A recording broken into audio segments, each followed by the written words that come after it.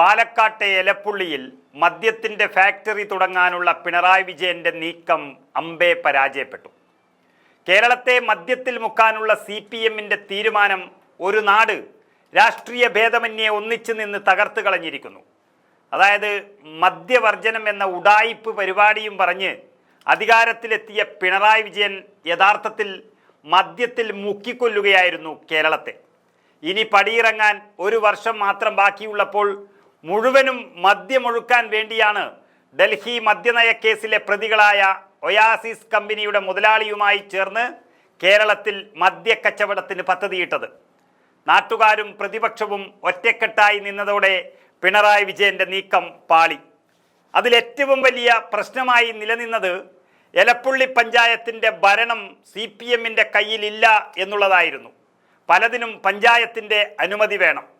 കോൺഗ്രസ് ഭരിക്കുന്ന പഞ്ചായത്തായതുകൊണ്ട് അതൊന്നും കിട്ടിയില്ല. അങ്ങനെയാണ് മദ്യമുതലാളി പണമിറക്കി അവിശ്വാസം വിജയിപ്പിച്ചെടുക്കാമെന്ന കണ്ടീഷനിൽ അത് കൊണ്ടുവന്നത്. പക്ഷേ നാടൊന്നിച്ചു നിന്നതോടെ പണി പാളി.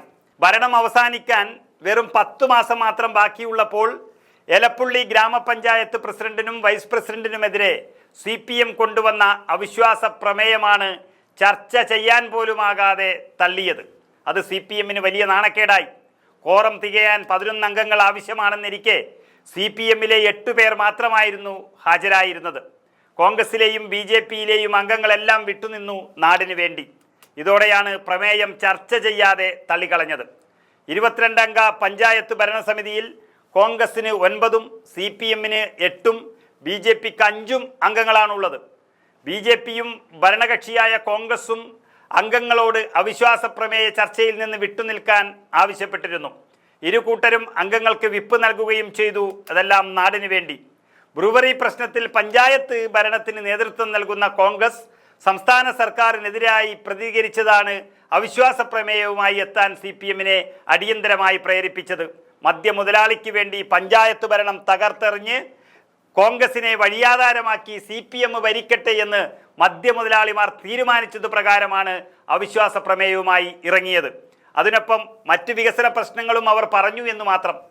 പഞ്ചായത്തിലെ കോൺഗ്രസിൻ്റെ ആഭ്യന്തര പ്രശ്നങ്ങൾ മുതലെടുക്കാനാവുമെന്ന ഒരു വിശ്വാസം ആദ്യഘട്ടത്തിൽ CPMനുണ്ടായിരുന്നു. അവിശ്വാസ പ്രമേയത്തിന് നോട്ടീസ് വന്നതോടെ ജില്ലാ കോൺഗ്രസ് നേതൃത്വം പ്രശ്നത്തിൽ ഇടപെട്ടു. കോൺഗ്രസിൻ്റെ 9 അംഗങ്ങൾക്ക് വിപ്പ് നൽകി. പ്രമേയത്തെ പരാജയപ്പെടുത്താനുള്ള നിർദ്ദേശങ്ങൾ അംഗങ്ങൾക്ക് DCC അധ്യക്ഷൻ തങ്കപ്പൻ തന്നെ നൽകി. പാർട്ടി ചിഹ്നത്തിൽ മത്സരിച്ച് വിജയിച്ചവരെല്ലാം ഒറ്റക്കെട്ടായി തന്നെ നിൽക്കുമെന്ന് പഞ്ചായത്ത് പ്രസിഡന്റ് രേവതി ബാബുവും വ്യക്തമാക്കി. അവിശ്വാസം തള്ളിയതോടെ ഏറെക്കുറെ പിണറായി വിജയൻ്റെയും MP രാജേഷിൻ്റെയും ഈ മദ്യക്കച്ചവടം പൂട്ടുകയും ഇത് കേട്ട് തുള്ളിയ CPM പ്രവർത്തകർ നാണക്കേടലാവുകയും ചെയ്തു. സത്യത്തിൽ കേരളത്തിന് പുറത്തുള്ള പല സംസ്ഥാനങ്ങളിലും കാണുന്ന ഒരു രീതിയിൽ മദ്യലോബികളുമായി ചേർന്ന് തങ്ങളുടെ കാര്യങ്ങൾ സാധിക്കാനായി ഒരു ഭരണസമിതിയെ തന്നെ അട്ടിമറിക്കാനും പണം കൊടുത്ത് ജനാധിപത്യത്തെ തകർക്കാനും CPM കേരളത്തിൽ നടത്താൻ ഉദ്ദേശിച്ചിരുന്ന പദ്ധതിയാണ് CPM ഒഴികെയുള്ള പാർട്ടികളെല്ലാവരും നാടിനു വേണ്ടി ഒന്നിച്ചു നിന്നതോടെ തകർന്നടിഞ്ഞത്.